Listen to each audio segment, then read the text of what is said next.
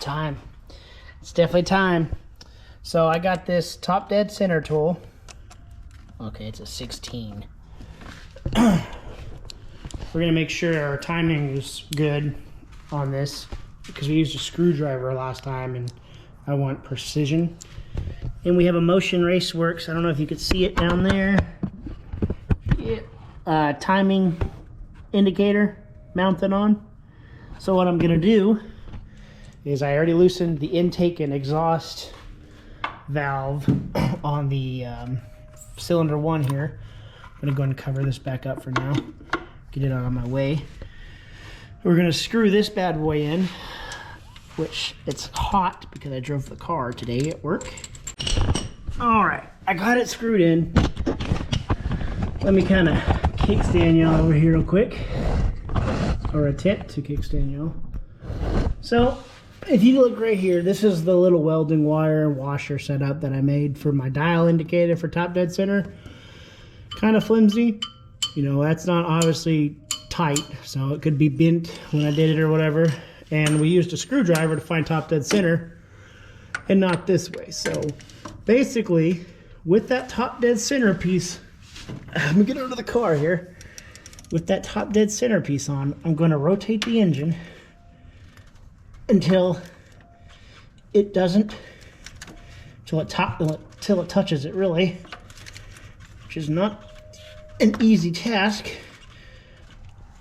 under the car. The piston is tapped onto the top dead center bolt tool. So I'm gonna go ahead and mark this one too while I'm here, why not? And up here, where the tip of that is, right there at the tip, I'm gonna mark a line. Then we're gonna rotate it counterclockwise until it top dead centers. I'll mark a line there. And then from both lines, if I could find I think it's upstairs, my flexible ruler, the middle part between those two lines is your top dead center. And the chalk mark from the previous time I did this is still there, so we can kind of see how off we were. So let me get that done real quick, and then I'll show you the marks and we'll go from there. Alrighty, so I turned the engine. I don't know if you could see it. Yeah, you can see that line right there. Right there. And there's another one right over here by this homemade top dead center indicator. So what I did was I took my my ruler and my tape measure and rolled it over the arch here from here to here and lined it up and got 5.5 inches.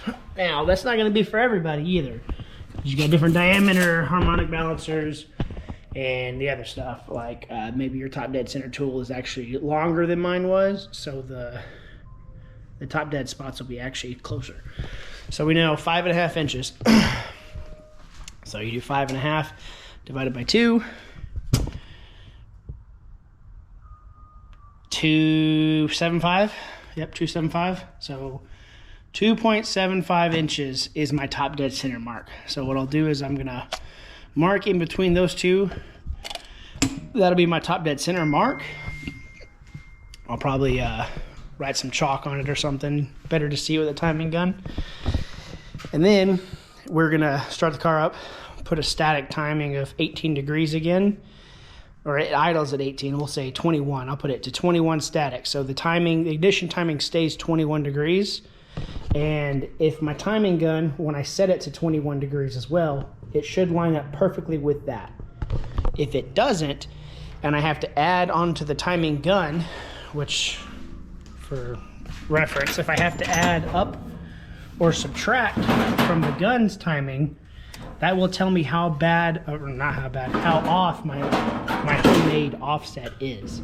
Because right now we have an offset of 28 degrees. So if it's on the money, bam. If it's not, I could be 2 degrees retarded or I could be 2 degrees advanced. Hence why I haven't really been getting in on the car and stuff and kind of fiddling with it. We don't want to do that because, say, Bo tunes it and he thinks it's top dead. I think it's top dead. We think the crank sensor is working right. And he adds 10 degrees to it. All of a sudden, it just shoots a ringland blows or something worse. So we're going to make sure our offset's at least perfectly dialed on within 1 to 2 degrees. So that's where this comes in. So, alrighty. So, I don't know if you can see that right there. Maybe not. Let me get you in here. There's my little chalk line indented top dead center. Everything's back in the car here besides my injector. Or not my injector, my coil pack harness. Everything's plugged back in. I got it top dead center. And I noticed, if you look at my old chalk lines, which the timing, hold up. The way I had the timing was in between these two white lines was this bar. So it looks like I was 2 or 3, 4 degrees maybe still retarded on timing. So what we're gonna do now is we're gonna turn the car on with its offset it already has, which is 28 degrees advanced, or I need to advance it 28 degrees. Turn the timing gun on, do the whole static timing thing, and see how far off we are. So let me go get the harness and the computer and the laptop, or not the laptop and the computer, but the L laptop. We'll start her up and we'll see how far off we are. And we're done.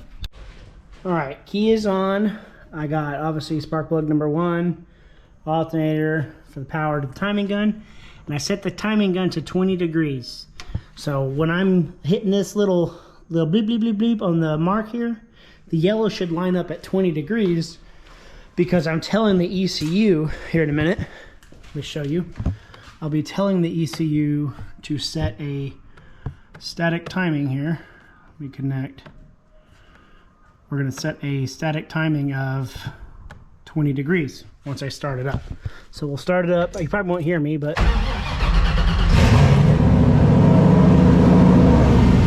right here, 20 degrees set. Then close this. You'll notice where's my we're gonna start this car up and basically control B. We can set a static timing value. I might put it to like 25 degrees and go up because I think it's gonna idle too slow. I want to try to save itself. So we'll start it up.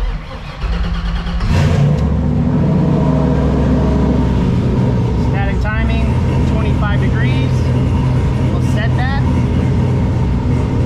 And then if you go over here, find it. Ignition timing is at 25 degrees.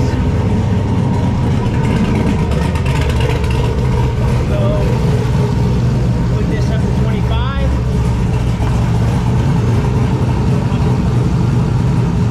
There it is. It's trying to save itself again.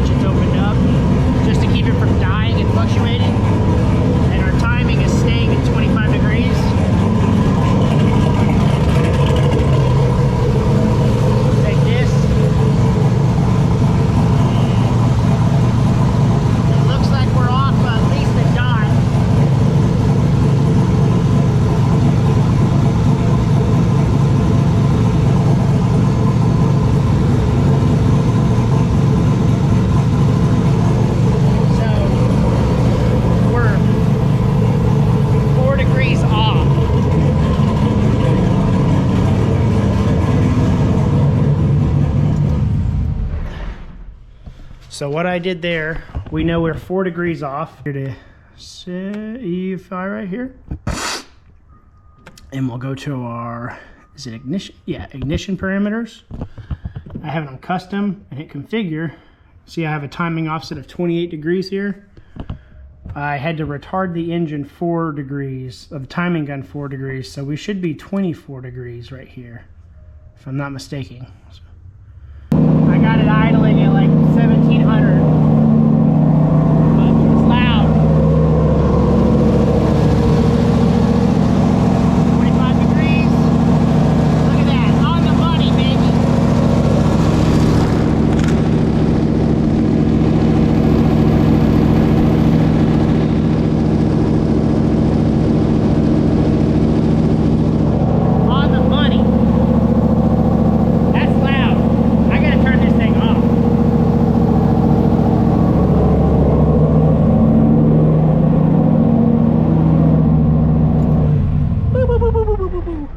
So from doing that, I guess it was backwards. We now know from ignition parameters on my custom crank sensor, I'm 32 degrees offset. Well, the first part of the video, when I was doing the 20, I lowered it to 21 and it leveled out. I was like, oh, cool, it's 21, it's 4 degrees too far up. So I went over here and I put 24 degrees and then it was way off. I was like, that's weird. So since I had to go down 4 degrees to line it up, I needed to add an offset of 4 degrees. So instead of 28 to 24, it's 28 to 32. Now that it has that, I gotta tune the IAC control. I gotta tune all the other stuff. So it was idling at 20 or 18 degrees, was that what the idle was set to? And it technically was idling at 14 degrees, not 18, because it was offset.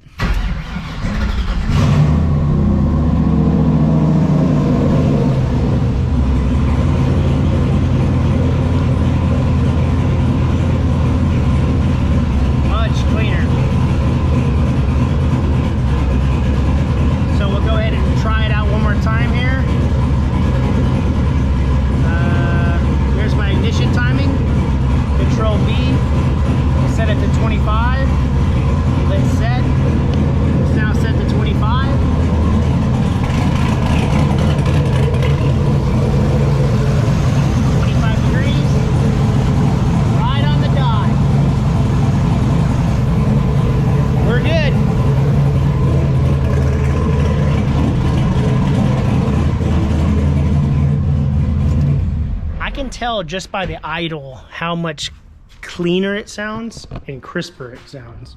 This done, and yeah, so that's an accomplishment. Now we'll get back on that.